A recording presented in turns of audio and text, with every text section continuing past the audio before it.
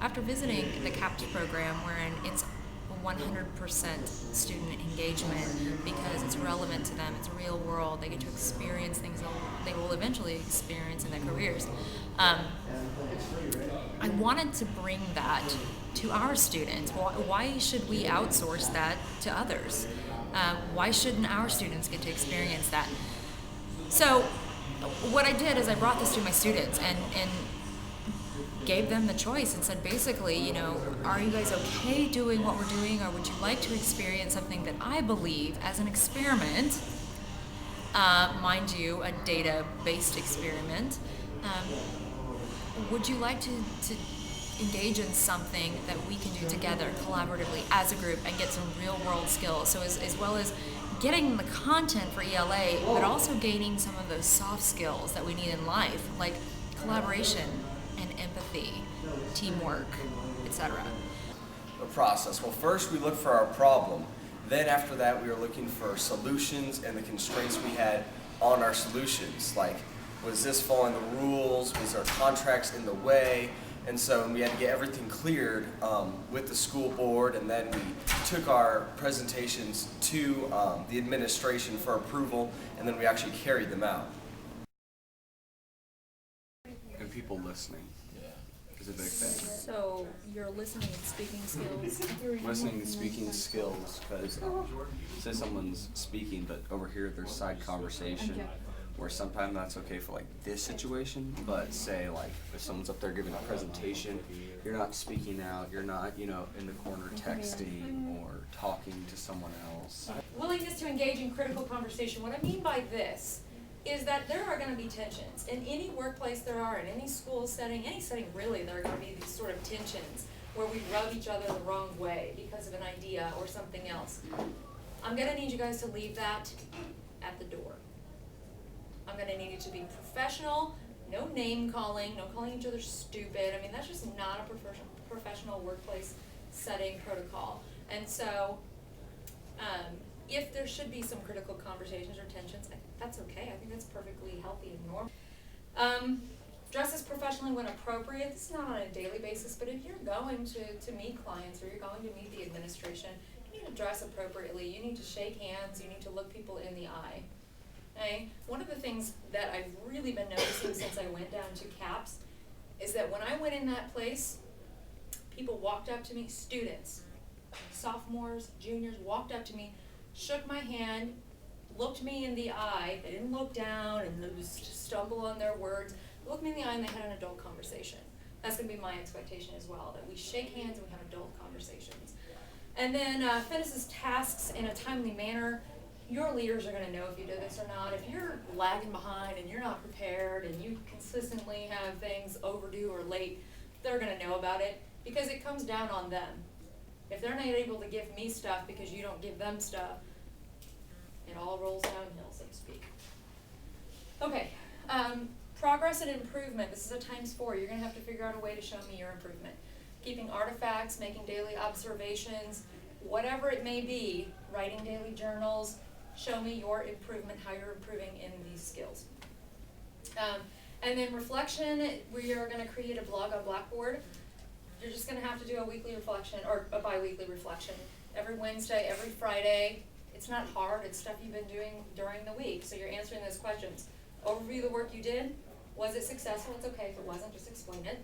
How did the work contribute to the project, or did it? And what could have worked better, if something could have worked better. So those are the expectations. This is how you're going to get your grade, so to speak, for the remainder of the class. And again, it will be weekly, and your grade will go in weekly. We're meeting with OPA, and so we want all of your opinions on what we're doing, because we don't want it to be a just administrative and Larson's idea. It's the entire class. We can't just have one group doing it. So what do we need to talk about tomorrow? We talked about some things, but what are some things y'all want to come in and say? Like, what do you want put on the table? Got this. Like, Pop-Tarts. no, A fair amount of like chicken. those effects of like not eating breakfast. Well, like, Well, that's anything. Do you want like a menu items, or do you want? No, we just want to know what you guys more broader Okay, things. we're Like, I look at- creating an agenda. Give We are them credit creating an where it agenda for tomorrow's meeting, and when you go into any meeting, professional meeting, you as the person invited, or as the whatever, it's nice to set an agenda for things to talk about during the meeting. Even a spaghetti meeting, like, which is what we're having, where you just throw things and see what sticks.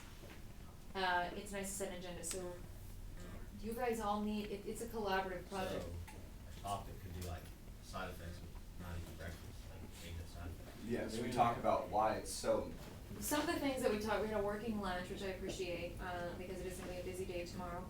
From the tiered proposals, we're gonna have 3 different proposals depending on funding.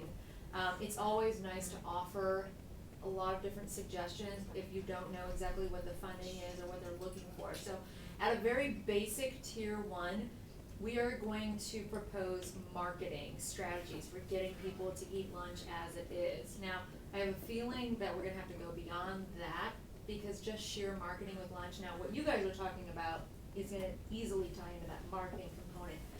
Why do we need to eat lunch? Why is it important? In a middle tier, we're gonna look at expanding locations for lunch, taking their current lunch, maybe changing the menus to a to-go menu, but possibly, we talked about some of the issues being, people like in the senior hallway, not wanting to walk, not knowing if they have time to walk all the way down here, so maybe putting something near the senior hallway or in the triangle or over, in freshman hallway or whatever it may be, offering different locations for breakfast. And then at the top tier, which is what we're really heading towards, what we wanna do is we wanna expand the food market, we want food available in different locations in the library, we want a cafe setting, more college setting, where people can come and go. We want people to be able to eat food in breakfast, or breakfast in class, so talking to the teachers about that.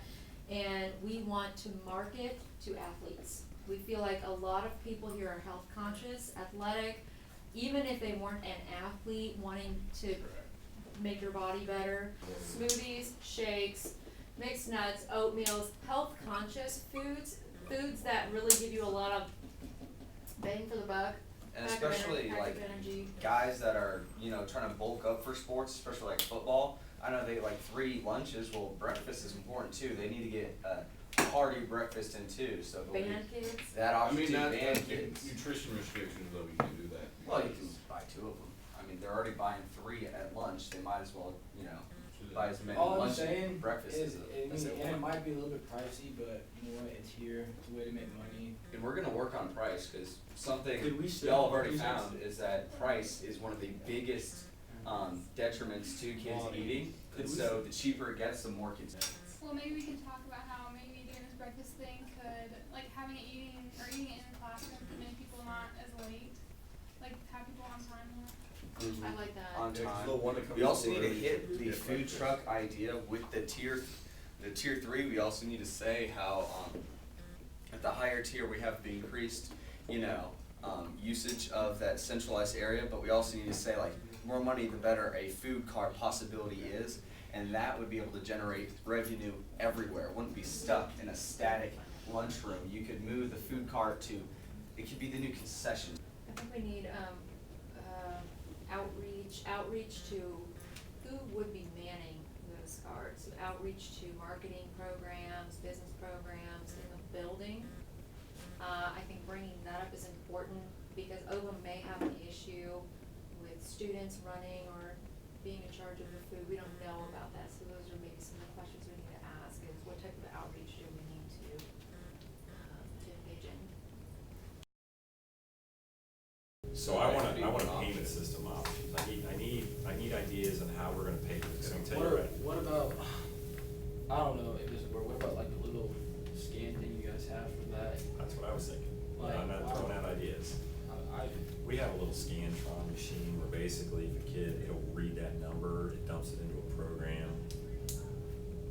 There might be an option where you go back into the system and charge the kid's account based on what they're tapping out. But you still have a cashier standing there. Yes. So then you're looking, so then if we are able to get a second cart, we're also looking then for having a second cashier. Possibly, which is cost, guys, that's human resource stuff. Like, if we get a good idea, a good solid product, a marketing plan, we're gonna evaluate whether it's working or not, we can, we might just start with 1 cart. We have 1 cashier, I mean, so we know that's gonna be a given. We already have one on staff, so one, absolutely. If 5 days into it, it's exploding, we might have to reorganize some of our cashiers to get a second one in the morning. But guys, is that a bad problem? No. That's a good problem, because now I have more people who use breakfast, so that's. And a lot of these problems we're talking about are good problems, you know, Yeah, like. that's not a big, that's something, don't worry about that. Okay. We could get. If I had a parents to- ton of kids eating breakfast anyway, I'd have to have 2 cashiers anyway. Yeah, So the point being is, we got to get more cashiers. we have one now because We don't need one's always needed. Right.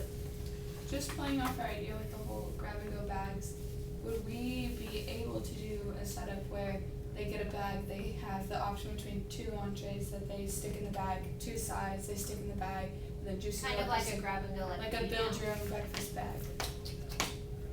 In a way that they have to pick an entree, a fruit, a vegetable, whatever is needed, but they can kind of build their own thing where it's not like, because sometimes at lunch I'm like, oh well, it's lasagna or cheeseburger, but I really want the fries instead of the bread, so I'm gonna get this and not this, even though I like the lasagna better. I want the fries. You know what I mean? And you can't like intermix them. But that could go down to products, is that what it is? I was wondering You're, about you're that. wondering, it's more of an analysis issue. It's, for an example, late in the season, why I never got a clear answer. They now are having regular french fries when you guys Right. have Build Your Burger Bar. Those french fries are only allowed for that cheeseburger option. You cannot go and have french fries with the other 2 options, just because Wellness and Nutrition has that Right. analysis set for that, those And this is items. where you're asking the right questions. This is where we might need to get a little bit better of a package, because if she's gonna go Right. talk to her state level people, that's the stuff they're gonna wanna say, I don't know about it, that doesn't work. Well, and or, maybe you what know. we can do is, because I will say this, the high school level lunch numbers are are different than the elementary buildings. So even this year, our lunch menus are different than they are in all the other buildings. So that's where I'm like, okay, if we have that give a little bit, can we do that give on breakfast menus as well, rather than stating, this is where we're at? Cause see, the problem is, they're trying to clear up confusion. So even for everybody, because what they're doing is that they're looking at, okay, we've got 350 to 500, they're looking at these brackets, let's see, these brackets, and just kind of trying to come up with something that's gonna be maybe 500 calories, so then that way it hits everybody. I like this idea, guys. I hope you find this process rewarding, but I will tell you, this is the real deal. We're not fooling around here. Well, I there's- hope you know that we're not just. I know you're not either, but that's where it's like, guys, the problem with what you're gonna find is, when the veil is taking off on the reality of the real world, kids guys, I'm not in the business of being a wet blanket, but there are so many rules and laws that we have to follow. A lot of times, that's what dictates what we do. Yeah. And you're finding that buffer, and that's gonna be an awareness that, it's kind of a double-edged sword. You know what you're playing with, but you don't like the game you're gonna have to play. Yeah. I like the way you're going though. Quick question. Do you know what the timeline is with the carts? The timeline would Like be. when Like we get them? when are they gonna be available?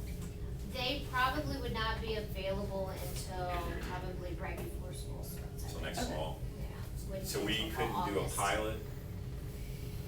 I can ask her today. Okay. To see I if we can can, ask her. let's put it this way. I mean, all I can get told is no, but if I don't ask, I can't Here's the get thing, an if you answer. wanna help us, and it doesn't even have to be this fancy big, but like if we could get like Just a basic. a cart. basic one that we could at least pilot and see if it's gonna work. That way we can run with it next year. I the other part of it is, I'm sure you got I equipment have here a that- breakfast cart in Odessa.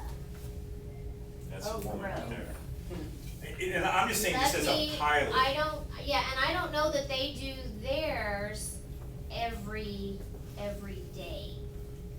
But it's something that I can definitely, Just look into it, I think, cause I can tell you, I would love to do this on a small scale and see if it's gonna stick. Yeah, absolutely, yeah. And if it does, and if it's getting good traction, then we're like, all right, next year, guys, let me tell you, first day of school, let me tell you what it's gonna look like.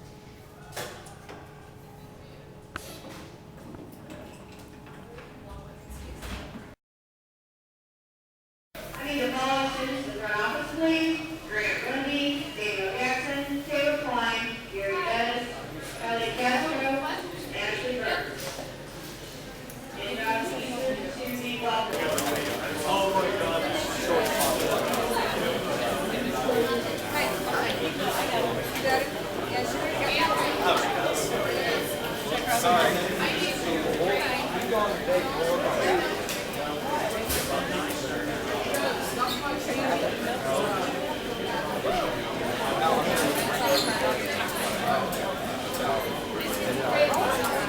would a smoothie be?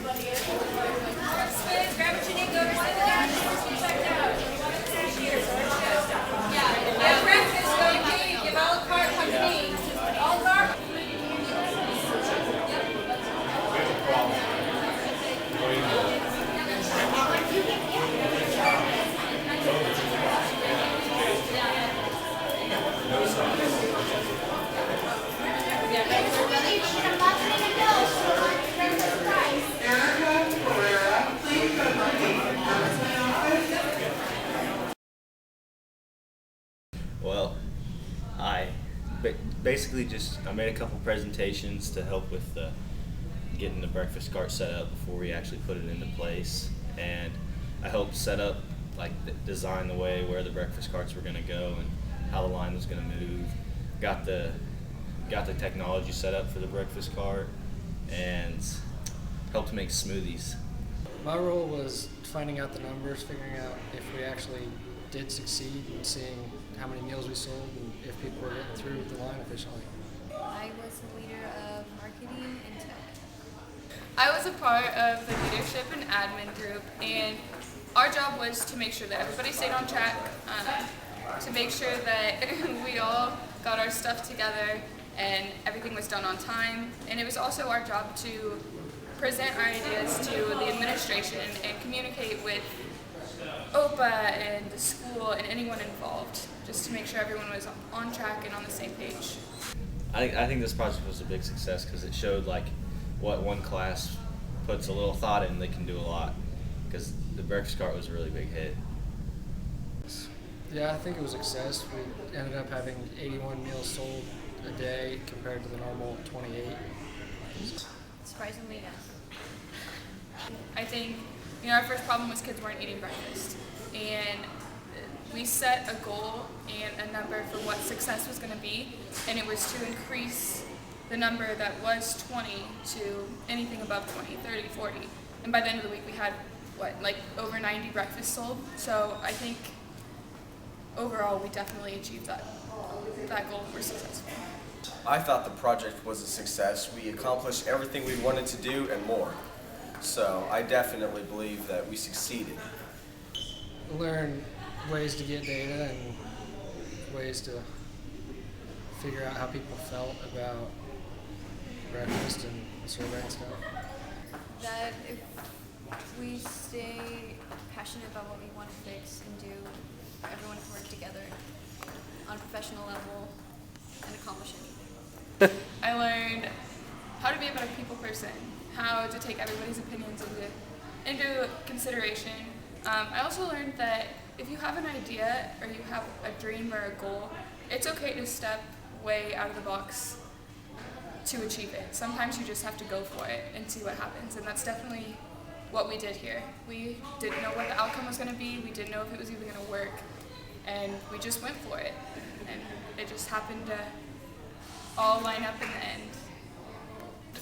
What I learned was that when students actually come together and work on something that they feel passionate about, they really can get more things done than when they're just mindlessly droning through some worksheets or some paper. When they want to do something, the sky's the limit.